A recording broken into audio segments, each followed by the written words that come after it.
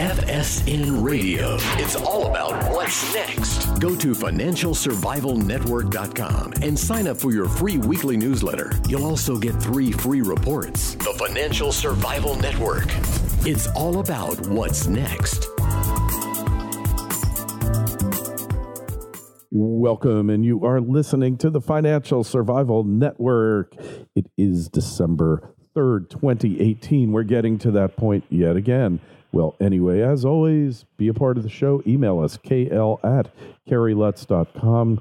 And, well, draining the swamp. We've been hearing a lot of that, especially since the last election. Is it really getting drained? I'd prefer to see it get dredged, because I'd like to see the swamp become a navigable body of water, or spending, perhaps, or governmental services. But, well, as Adam Andrzejewski says, is it a swamp or is it an ocean? Adam, hey, welcome to the show. Glad you're back on. Well, Kerry, thanks for your interest in our work. Very happy to be back on your program here.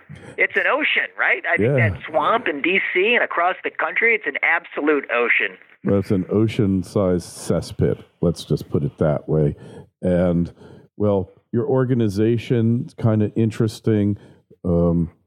You're looking to roll back government, to reinvent it, to change what it does. So before you can drain the swamp, I guess, you got to expose its inner workings to the American public, who is more or less oblivious to what's going on here, aren't they? Well, that's very true. And, certain writers, like today in the Washington Times, the economist Stephen Moore, he wrote a great piece called Why President Trump Must Wage a War on Federal Waste. And he cited all of our works at openthebooks.com, including our open letter to President Donald Trump, urging the commander-in-chief to wage war on federal waste using a 3-prong attack, which is prong 1, open the books and cut 10% of White House expenditures. Prong 2 was cut 5%, a modest cut from the federal agencies. And prong 3 was to report the progress or lack thereof to the American people. 28 days after we published this in the Wall Street Journal and the USA Today, we're proud that the president did adopt prong 2, which is a 5% agency cut. Now, Stephen Moore in the Washington Times today is arguing that the president should adopt all 3 prongs. And if he did so, he would become a very popular president by engaging in this war on wasteful spending. Yeah, because everybody here hates what is happening. I hate it. Well, they you really hate do. It. We all despise this horrid system that is just it's like that universe killer on Star Trek. It just its sole purpose is just to gobble up the universe and try to destroy us all, and it's doing a great job of it. And it's totally predatory in nature, the system. It's parasitic. It's metastatic. I mean, once you get started, it just doesn't stop, does it? And who better than a businessman president to scrub out, as Steve Moore says, the hundreds of billions of dollars of useless expenditures that have made Americans so contemptuous of the Washington swamp? Look, when we published our letter to President Trump, the second page of it on the spread pages at the Journal was 100 examples of wasteful spending. And some of these examples were large. Like, Kerry, the 20 largest federal agencies admit that since 2004, there's been $1.2 trillion of mistaken and overpayments. I mean, that is just stunning to even fathom that the equivalent of that is 2 full years worth of Pentagon spending. And then we had, small examples like NASA's way off mission. They spent $1 million of American taxpayer money to fund a study to prepare America's religions for the discovery of extraterrestrial life. Well, that sounds important, though. Don't you think that's important? I mean, I brought this up with a priest a couple of months ago, and he said if extraterrestrial life would be discovered, there'd just be more to love, more of Christ's love to share. So I just think this stuff's absolute taxpayer abuse. Well, they're good at it, aren't they? Right? I mean, this is what they do.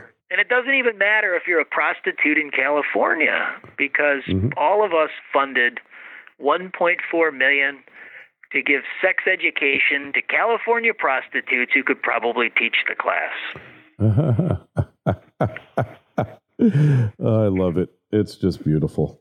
And there's no end in sight, is there? Well, let's just go back over the last 2 years. Republicans have had ironclad control over federal spending, control of both chambers, the presidency, and they have put spending in negotiated compromises with Democrats. They've put spending on steroids. I was just heard an economist at a private economic conference in Washington, D.C. last week, and discretionary spending. So this is the money outside of the programs of good intentions, outside of the so-called entitlement programs.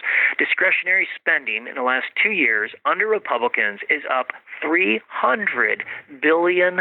And this is why this modest 5% cut is so doable, is because spending and waste and taxpayer abuse have been on steroids. It is a target-rich environment to cut.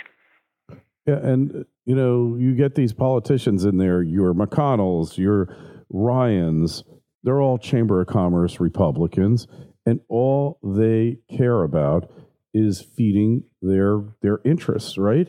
So thank goodness Ryan is gone.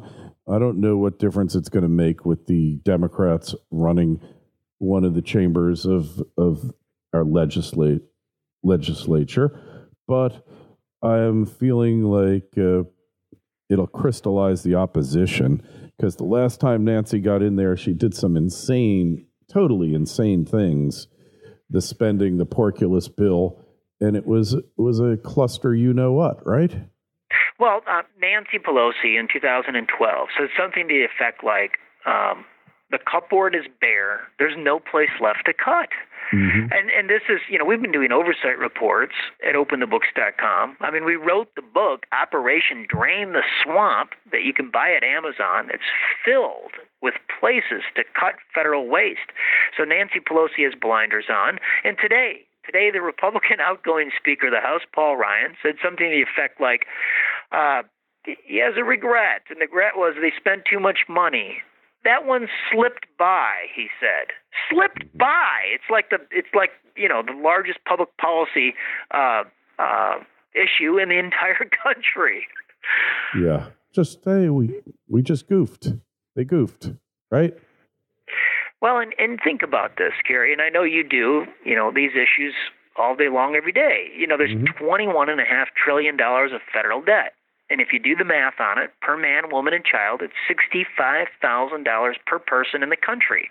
That means that, in my household, we're a family of 5. But if you're a family of 4, that's $260,000 in your household that you owe on the national debt. That money's never being paid back, and nobody has a plan to pay it back.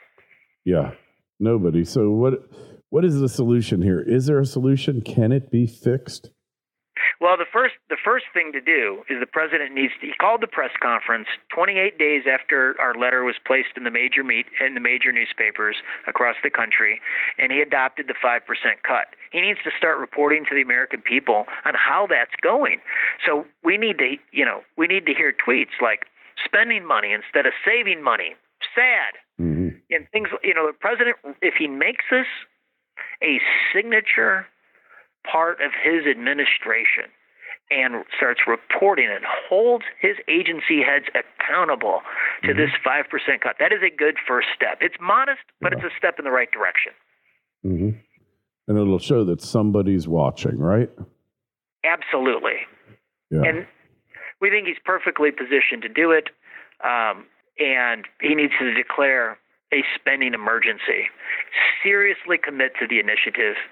And I think his ratings, he'd be regarded as a fiscal superhero, and his ratings would go way up. It's good policy, and it's good politics. Yeah, and it's no secret. We all know what's happening here, right? We all know the criminality is just completely out of control, Adam.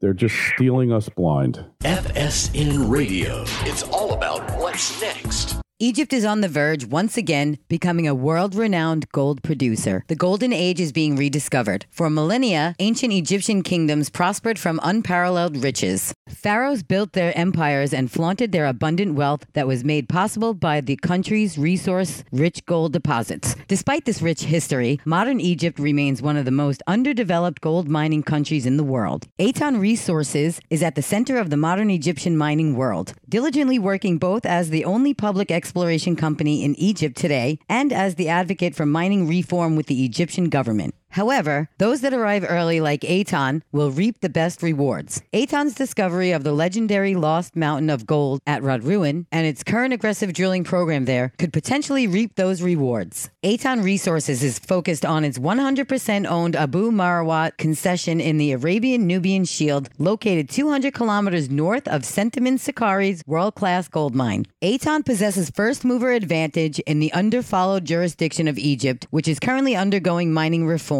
To stay on top of Aton's latest drill results and news, go to atonresources.com. Aton trades on the TSX-V under the ticker AAN and on the OTC under the ticker ANLBF. The Financial Survival Network. It's all about what's next. Well, it is crazy spending. For instance, in the last week of the fiscal year, 1 out of every $9 of federal contracts on the year went out the door in the last week. So when Congress is sending the agencies much more money than even they can spend, there's a big problem. Mm-hmm. Yep, agreed. A big, big problem. And I mean, they're buying grand pianos. Yeah. They're buying $20,000 worth of grand piano, $6.2 million worth of CrossFit gym equipment, special jump ropes over at the State Department. They're buying, the U.S. Army's buying, tens of thousands of dollars worth of snowboards and paddle boards, and the VA's buying $20,000 worth of shuffleboards. I mean, you can't even make this stuff up. Hey, do you remember when Ross Perot ran for president and all the things he said? He covered all of this. I mean, this isn't new, but he was talking about how many aircraft the government had besides the armed forces, the aircraft, how many aircraft they had, how much it was craziness. And now it's only gotten worse. All the real estate that the government owns that it doesn't need, right? How much real estate does it own here, Adam, that totally is Gary, that's a crazy. Great idea for an oversight report. I'm writing it down now. We need to come out with that in 2019. That's a terrific idea to give the federal government's portfolio of real estate some oversight. Yeah, and their cars, autos, and aircraft. I mean, on the cars, this won't surprise you. In the last week of the fiscal year, federal agencies spent $170 million buying new vehicles. Well, they needed them because I want my civil servants, why don't we just buy them Dodge Vipers, and Corvettes, Chevrolet Corvettes, because the car companies are in trouble, right? Let's just bail them out that way. I mean, come on. Tom Price's final week over at HHS in 2017, in the last week of the fiscal year, they purchased $1.5 million worth of armored vehicles for Health and Human Services. Well, they need it. Because once they start cutting those benefits, people are going to be out there with the pitchforks and the axes, and normal vehicles, normal off the shelf vehicles are not going to cut it here, Adam. This profligate spending, it's just the ruination of the country, and there seems to be very little appetite for most people to fix it. That's the thing. Well, I think amongst regular people, and we need to raise our voice with our members of Congress, we all get it. I think it's a nonpartisan issue. At our organization, we approach it from that standpoint.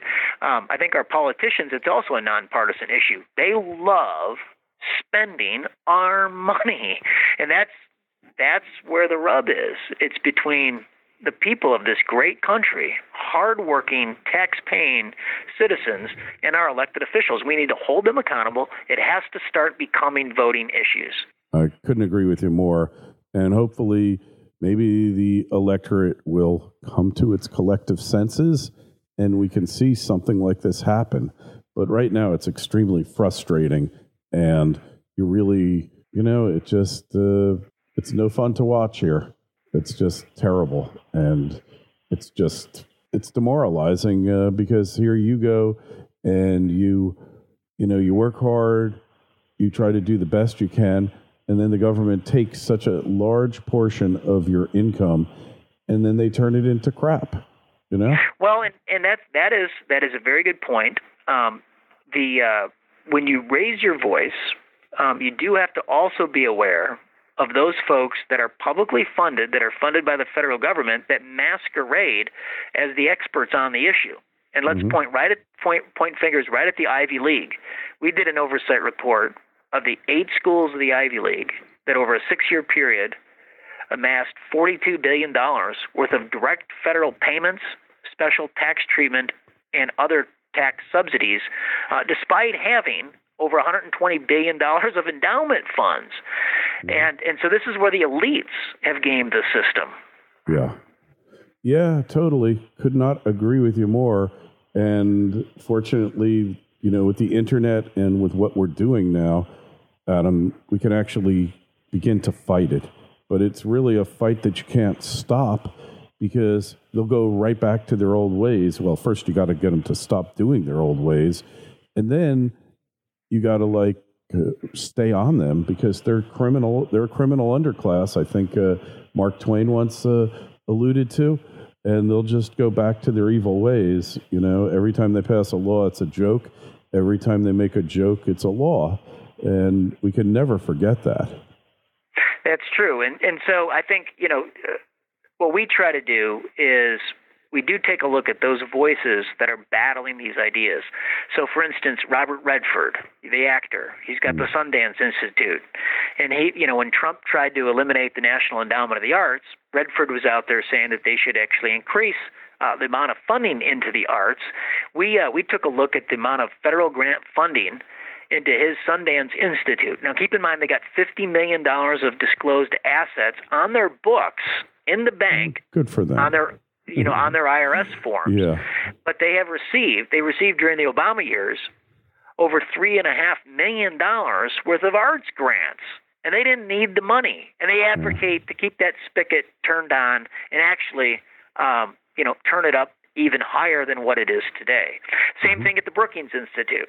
The Brookings Institute is one of the top think tanks in the world. Well, during the Obama years, 50 federal agencies pumped $20 million of taxpayer money on contracts and grants into the Brookings Institute. So, they're not a fair player when it comes to dialing down spending. They're feeding from the trough. Mm-hmm. Yep, absolutely. Could not agree with you more. Well, hey, it's always great having you on, Adam. Just again, tell us the book, where we find it. So it's at Amazon. It's a great stocking stuffer, less than $10. Operation Drain the Swamp. So everything we talked about here on the program and a lot more you'll find in this book. It's a quick read, takes you about 90 minutes, and we sure hope that you stuff the stocking with it. All right. Hey, well, it's great having you on, Adam, and we will definitely talk to you again in the future. Again, email us, kl@kerrylutz.com, Twitter feed @KerryLutz, Facebook page, Financial Survival Network. If you're on YouTube, then please subscribe, like, and share. And even if you're not on YouTube, please share us with somebody else if you think the show is good and serves a valuable purpose. We're not asking you for money, just asking you for exposure.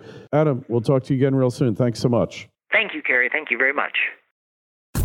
FSN Radio. It's all about what's next. Go to financialsurvivalnetwork.com and sign up for your free weekly newsletter. You'll also get 3 free reports. The Financial Survival Network. It's all about what's next.